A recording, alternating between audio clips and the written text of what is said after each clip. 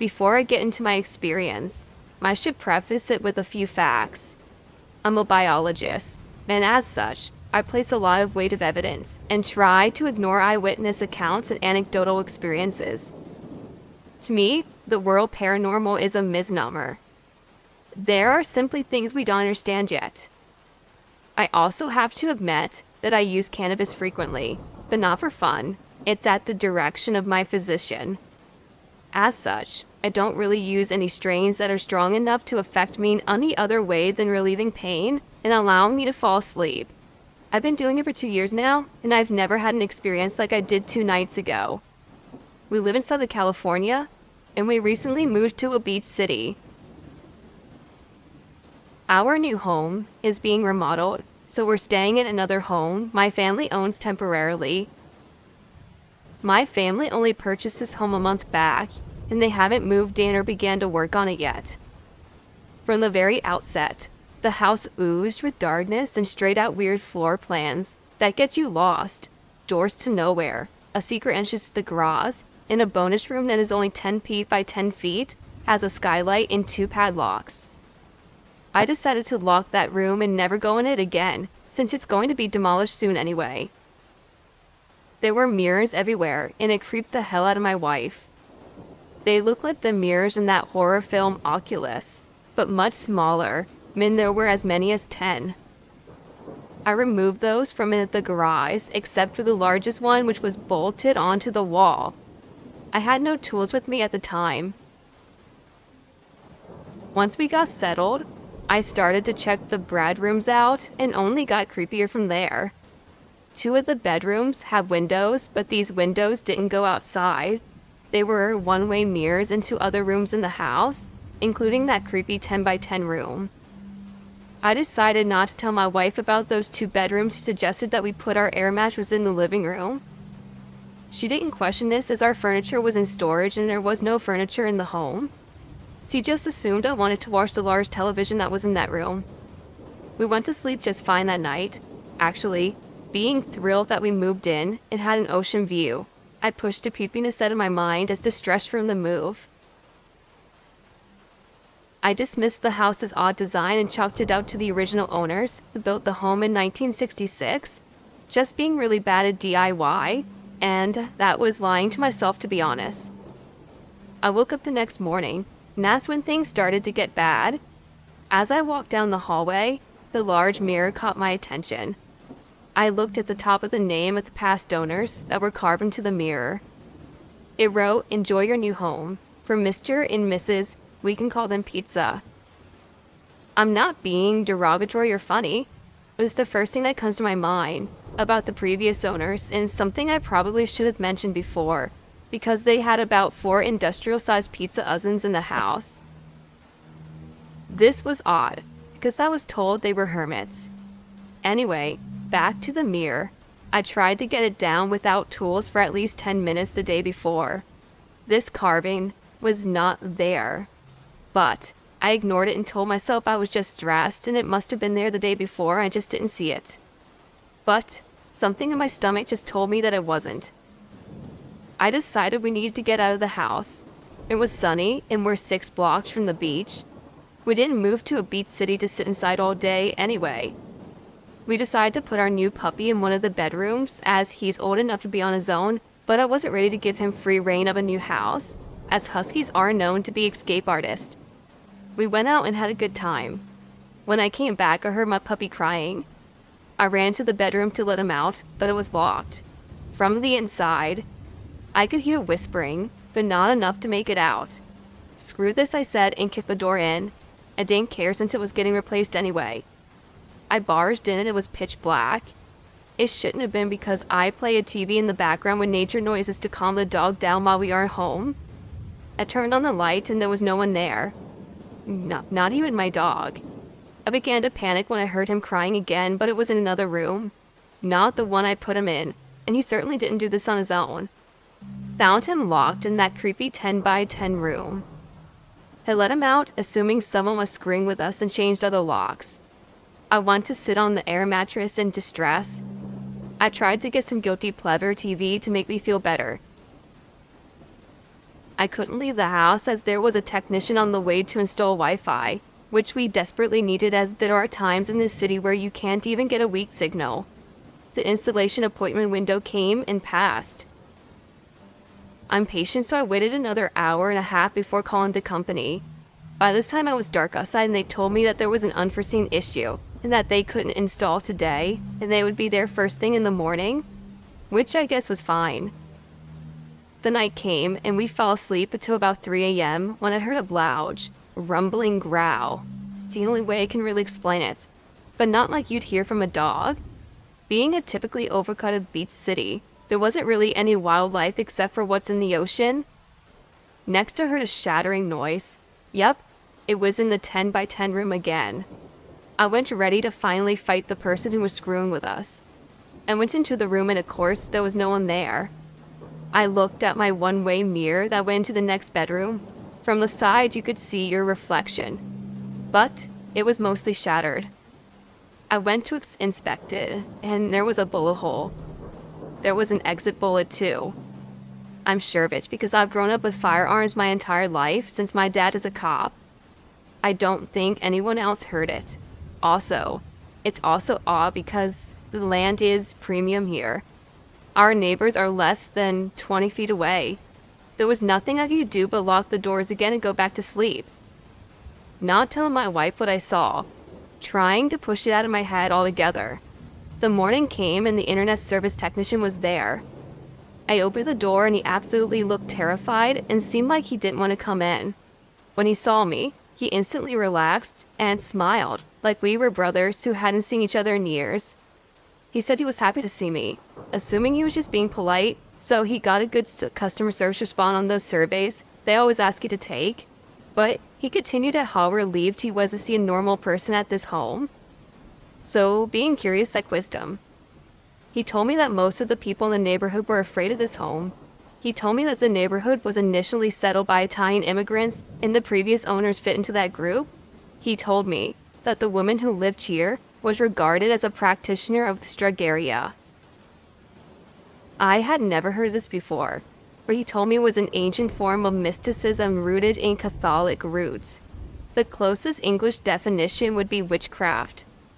Being the cynical biologist that I was, I laughed, thanked him for coming, and he left. I went into one of the spare bedrooms because we left our luggage in there, and I didn't think it was necessary to move it. As I was, and am still skeptical for the most part. I only say most part because of what happened next. The closet door in the room was open, and it was extremely heavy wooden sliding door that no one in the house would have had the strength to move, other than me. There was a box of photos in there, and stupidly, I decided to look. Almost all of them were of the previous owner and her dog. She doesn't look so creepy to me, I thought. Time came for bed, and I was pretty stressed. So, I went outside to smoke a little pot so I could chill out and fall asleep. The marine layer had rolled in and visibility was only 10 feet.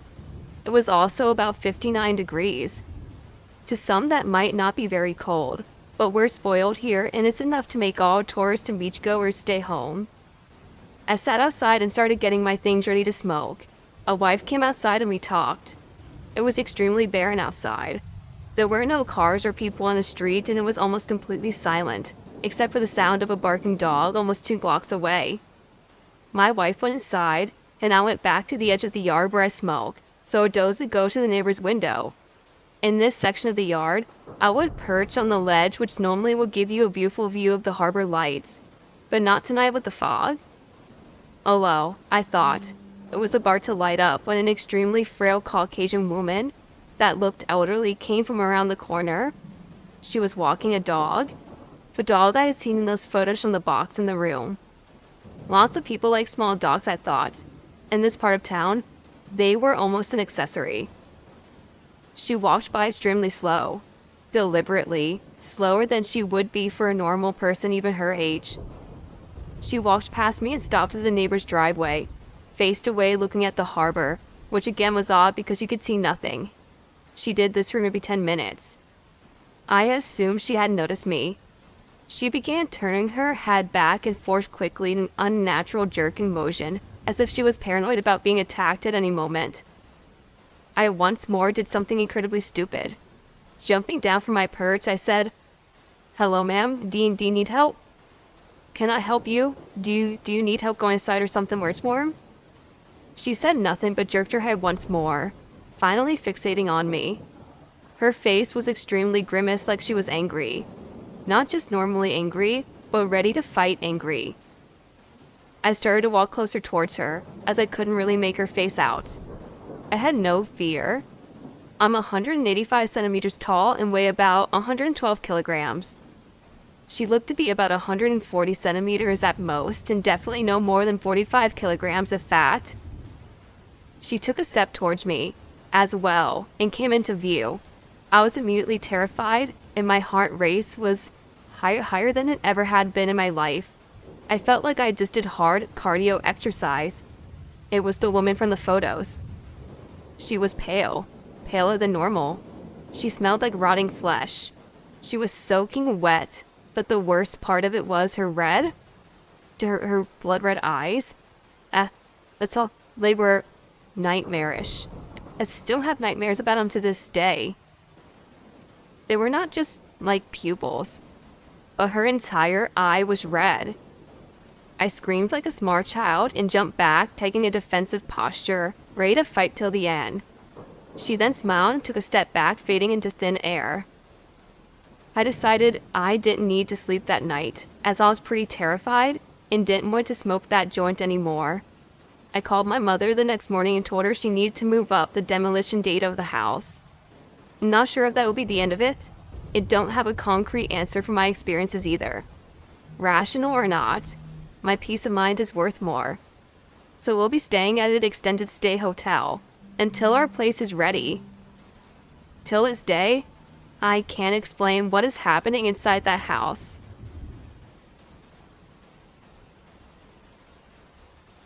I was experiencing a lot of weird paranormal stuff. It was really hard for me to get a nice sleep at night. For some reason, I was always hearing noises and seeing shadows inside and outside of my house.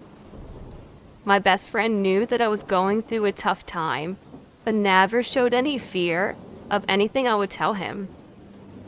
Sometime, he would spend the night over and we would watch movies. Every now and then, he would notice things around my house and tell me the next day. One night, I had told my best friend and my mom something that was bugging me. I had heard noises coming from outside my bedroom walls, knocks from my window, and footsteps on the roof. But of course, they didn't believe me, telling me it's all in my head, saying that I think about it too much, so I must have heard it in my mind or something. This would piss me off because why would I make something like this up? I told them how much that I would wish that I didn't hear this, so why would I want to? Later on that night, we were all in the kitchen. My friend and I were sitting at the dining table doing some drawings and painting. My mother was listening to her music and cleaning the kitchen. My dad was visiting family in El Salvador at the time, so he wasn't around when this was happening. Anyways, as the night gets later, it's around 2 a.m., and we all hear a loud bang coming from outside the kitchen door. This is an exit door that's on the side of the house that leads to the backyard.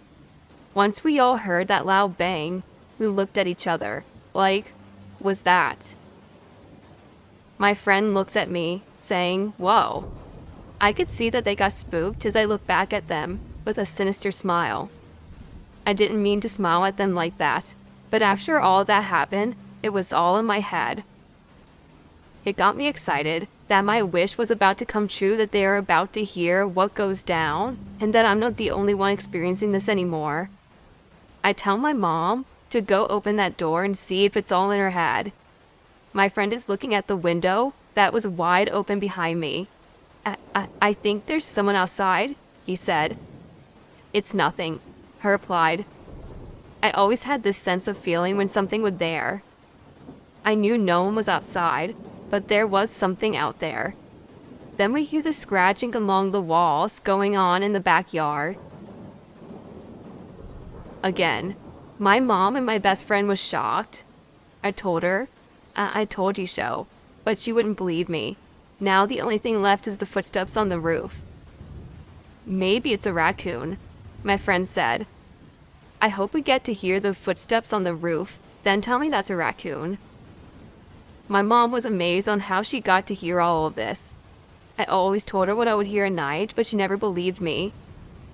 15 minutes goes by, and there it was, the footsteps on the roof.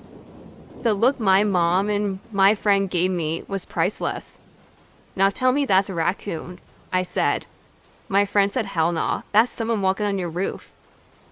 My mom says it to my friend, you're staying over tonight. I don't think it's a good idea to go home this late, especially with all that's going on. Suddenly, the noises started coming from my room. We all got up and rushed to my bedroom, this time thinking maybe it is someone trying to break in. We checked my room and the window was shut closed. But the first time I noticed something different. Something I never thought was true. I had heard some people tell me that there's got to be some spirit or ghost attached to something. To get rid of the spirit, I need to find what that object is. Well, that night, I saw a shadow move out of the hallway and into a coconut monkey. It was a souvenir that my dad once gave me from El Salvador. The next day, I was too tired to go to school. I told my mom what I had seen, and she suggested that I should destroy it. Later that day, my friend came to my house again. I told him what I had seen and what I needed to do. He was all for it, so I grabbed a hammer and took it outside and destroyed it. My friend was tripping out on how this can be the reason why this was all happening. I hope this is it, and I hope this works. I slammed it into the ground and smashed it with my hammer, and that was the end of it. Days later, my mom noticed that I was sleeping better, and the night was more peaceful. My friend still comes over and spends the nights. Everything was normal. About 1 month later, my dad comes back from El Salvador and tells me that he brought me another souvenir. I open it, and I can't believe what I saw. Another freaking coconut monkey.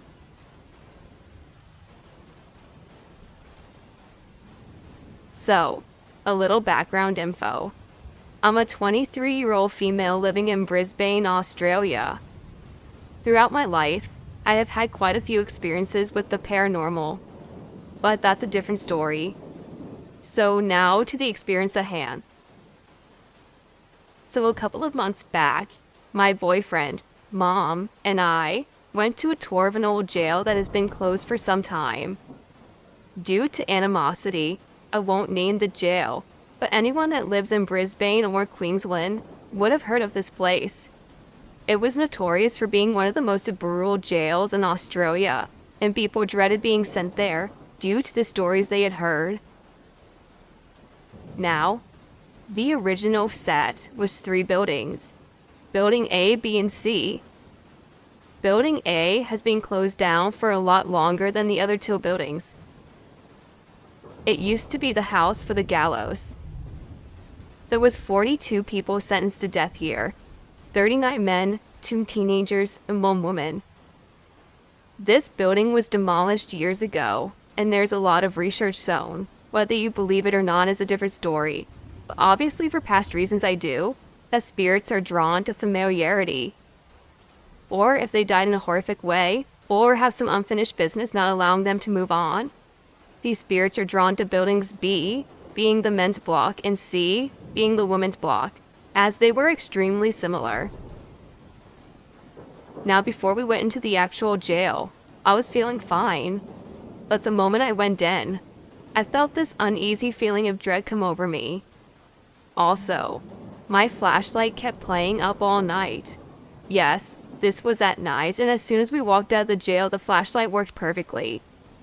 So obviously, we were walking around, exploring this place, and I was taking pictures of everything. I didn't look at these pictures for a couple of days afterwards, but when I did, out of around 40 photos, 2 of them seemed to have what looked like orbs in them. The whole time we were walking around, this feeling of dread continued, and I constantly had the feeling of being watched. And this only intensified when we walked into Building C. The tour guide we were with was telling us about the woman that was hung in the gallows. The group we were with was standing in a kind of circle against the wall of the cell block.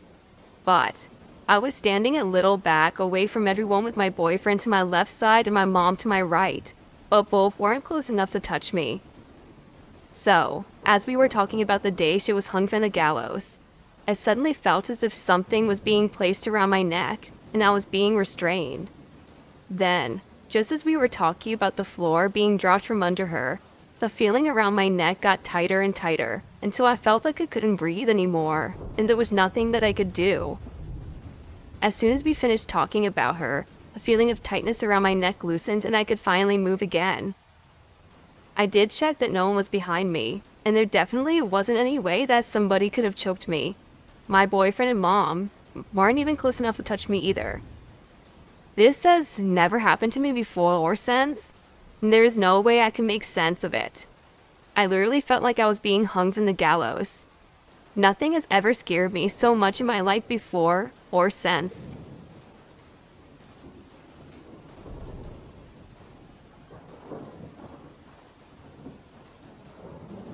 First off, I'd like to mention that these are experiences I had many years ago, and they were all in dreams. So there's a large chance that not all is remembered, but this is how I remember them happening. Secondly, I'd like to say that the last dream I had in the first story was when I was 9 or 10, and I'm 14 now. So once again, there's a definite portion of this that is true, but I'm not sure what really happened, and what my memory has messed up. Thirdly, these are 3 separate experiences, but I can't help but feel that they're all combined in some way. These dreams started when I was only about 6, and they were normally short, strange scenes of me waking up in my room, and some gruesome monstrous creature, always looking different at the beginning, would either scream, roar, or just completely attack me, and I'd wake up in a cold sweat. As I got older, the dreams got longer, diving more in depth into the story. The first change I remember is sometimes I'd see it get to me, and I'd wake up with a weird pain in my chest. Other times, however, I'd escape it, and before anything else would happen, I'd wake up. Every month or so that this went on, the dreams would get longer, and the monstrous creatures would always get more gruesome and scarier. One time, I ended up escaping the monster and making it to my basement for safety. After the one time this occurred, it would always be me running to the basement for safety. I would run into the laundry room for safety, and my mom would lock the door with me and run inside, but the door wasn't able to hold it. I remember seeing these bloody claws ripping through the thick wooden doors and my mom flipping out, sending me and my sister to hide. After we hid, there'd be a loud scream followed by silence. Every once in a while, it'd find me, and each time the dream occurred, it was like the creature was learning and understanding how I thought because it would occur more often.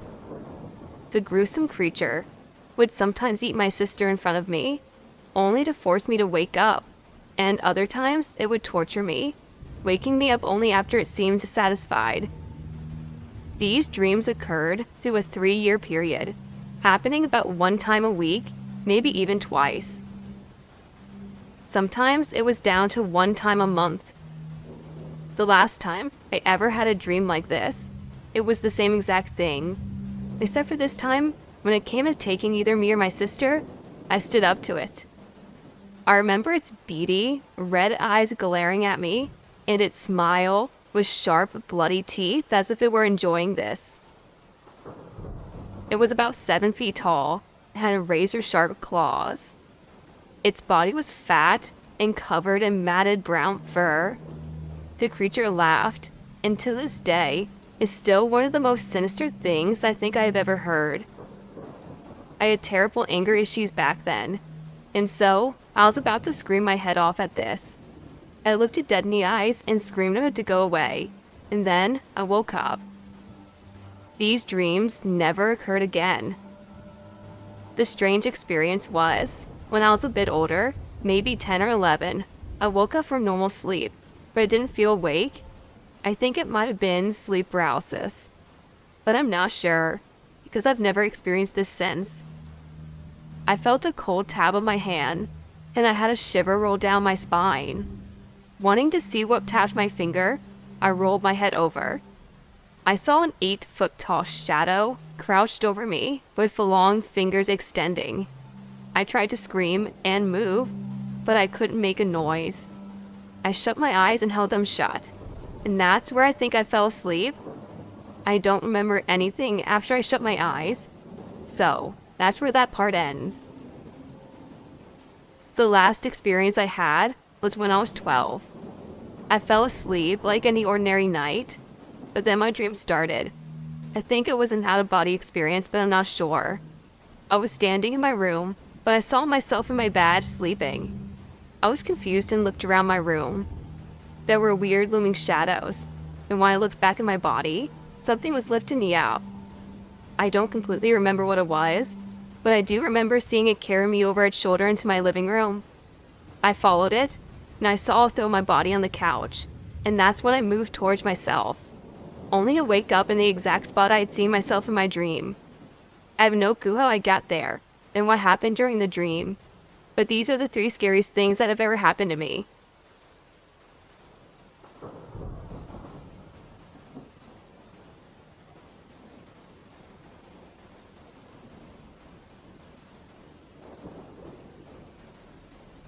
This happened when I was 7, and I was sleeping in my parents' room because I didn't have my own room at the time. My dad was working at the casino down in Laughlin, which was about 30 miles away from my house at the time, in a housing complex where every house looked exactly the same, except for the different colored shackles on the top of the houses. It was around 2:32 in the morning when I woke up to go to the bathroom and get a glass of water before going back to sleep. I spent a while in the bathroom, and since I didn't have a phone at the time, I was playing with my old SpongeBob Knows Your Name doll from around 2001. I was a complete SpongeBob fan, as I had Patrick and Scuba toys in my house's computer room. All my toys were kept in a closet in that room. I finished going to the bathroom and proceeded to go to the kitchen, where my grandfather was asleep and left the television on. I just left it on, as he tends to keep it on 24/7. Seemed a bit tense in the kitchen, but I just ignored it. I poured myself a glass of water from our old water dispenser from when we lived in Tuscan. I went back to my parents' room, and I laid back down after drinking my water. Around 10 minutes passed, and I couldn't fall back to sleep. I looked from my mother's iPad, which I usually just watch YouTubes on until I fall asleep. I found the iPad case, opened it, and it was dead. I put it back where I found it and just laid there. 2 minutes passed and I suddenly had the urge to sit up. I followed the urge and sat up, stuck staring in the corner where my parents' lamp is.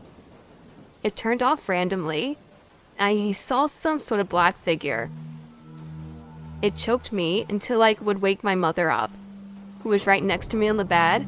She got up and I could barely speak, and I was completely out of breath.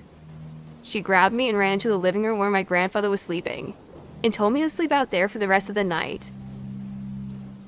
The next day after that, I was sitting on the couch with my SpongeBob doll and my Woody doll. My Woody doll wouldn't stop going off, so we had to take out the batteries. A few hours after that, the Woody doll went off again, but this time in a much louder manner, to where you could hear from all the way down the hall from the back of my house. It just said, "Reach for the sky." I grabbed it, checked the batteries after it was done saying the phrase, and the batteries weren't even in there. So it just makes it even more confusing. Not to mention that my SpongeBob dad said, "I'm going to kill you, James," which is my name. It was never programmed into the doll, nor was that phrase. So it just makes it even more creepier. I'm 12 now, and every time I wake up at around 3 a.m., I feel like something is watching me.